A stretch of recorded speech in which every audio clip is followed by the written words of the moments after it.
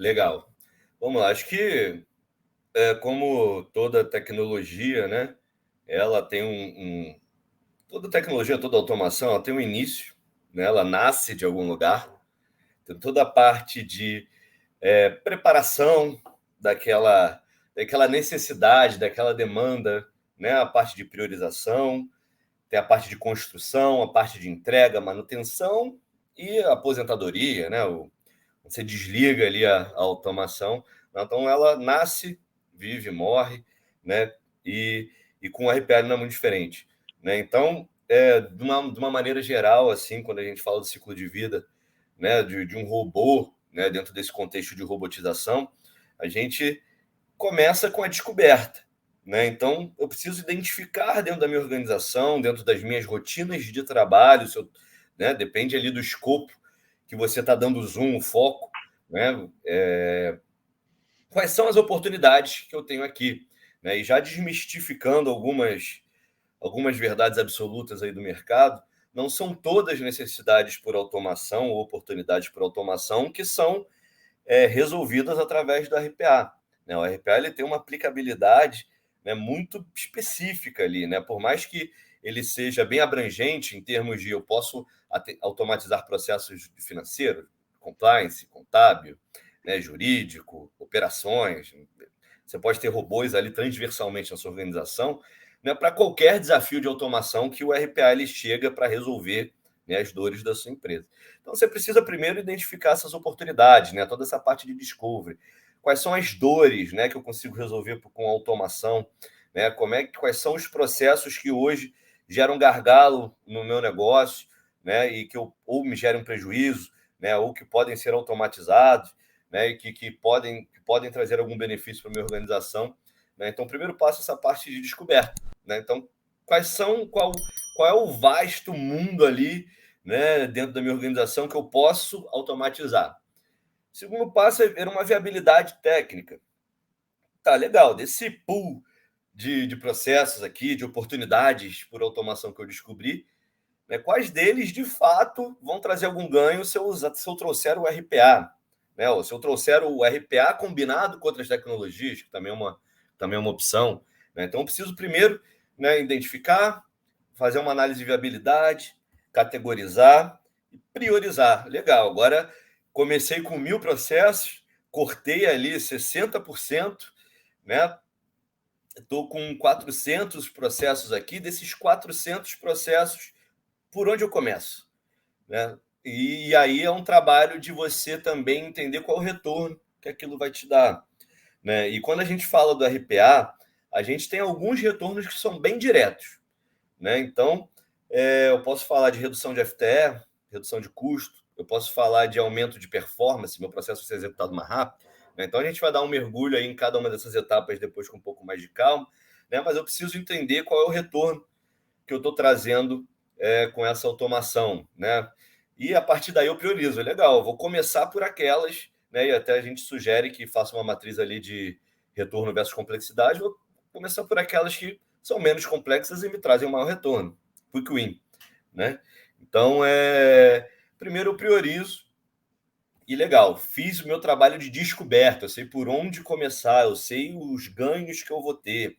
Eu consigo projetar no longo prazo, né, quando é que vai ser o payback, né, daquela automação, daquele projeto, daquele programa, né, que não necessariamente você precisa avaliar por uma automação.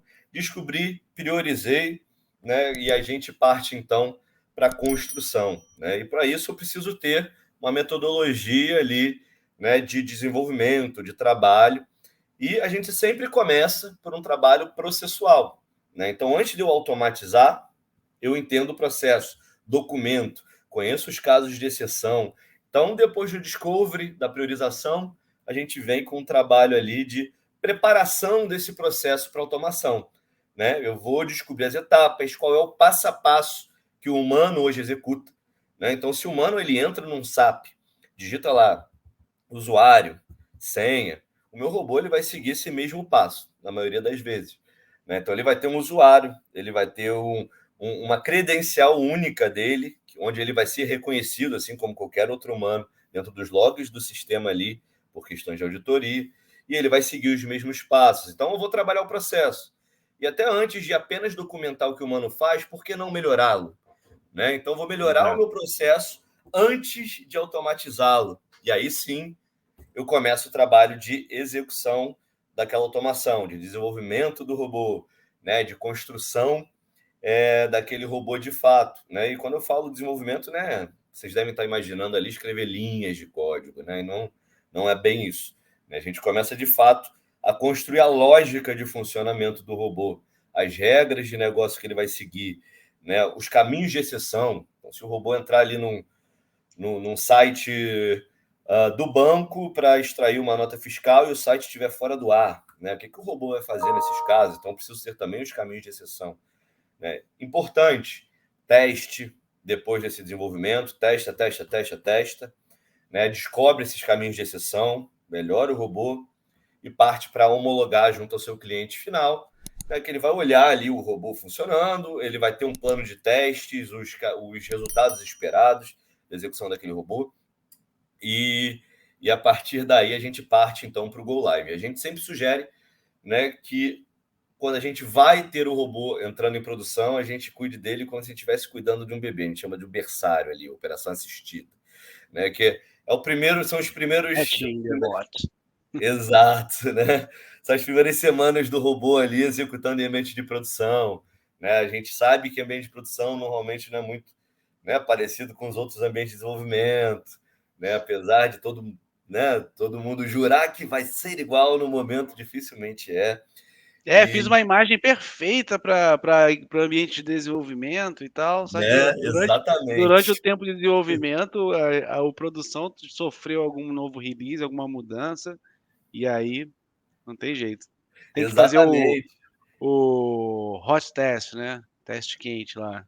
Exatamente. E isso aí é a quebra de mais alguns mitos aí da robotização, né? O robô ele não vai entrar em produção e sair funcionando 100% de primeira. Isso não vai acontecer, gente. Então, assim, é bom todos estarmos com as expectativas alinhadas.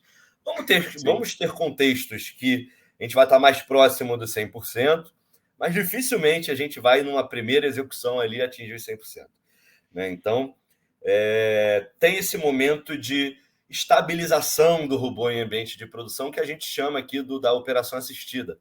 Né? Então, a gente fica ali operando, vendo o robô de perto, vendo o que ele encontra de diferente. Né? Às vezes o sistema responde mais devagar, mais rápido, a tabela tem as colunas trocadas, né? Um campo que tinha num lugar não tinha em outro. Né? Então, assim, vamos olhar de perto, fazer os reparos, os ajustes. Né? E aí sim, terminou esse período de operação assistida, ele entra num ciclo de melhoria contínua, né? Que é muito importante. Também você estar ali continuamente, né, melhorando o robô, não só para frente à evolução da tecnologia, né, porque surgem coisas novas, formas novas de fazer a mesma coisa, mas também os processos mudam, né? Então a gente precisa estar antenado às mudanças dos processos e ter essa manutenção contínua e evolução contínua, né, dos robôs. Então, de uma maneira geral, a gente fala de discovery, né, passa por um trabalho de processos, desenvolvimento, teste e homologação, go live e operação assistida e sustentação e melhoria contínua. Né? E aí a gente fecha o ciclo da robotização, onde ele volta ali para a descoberta. Né? E você vai descobrir novos processos, vai descobrir novas formas de fazer aquele mesmo processo acontecer, enfim. E aí é um ciclo contínuo.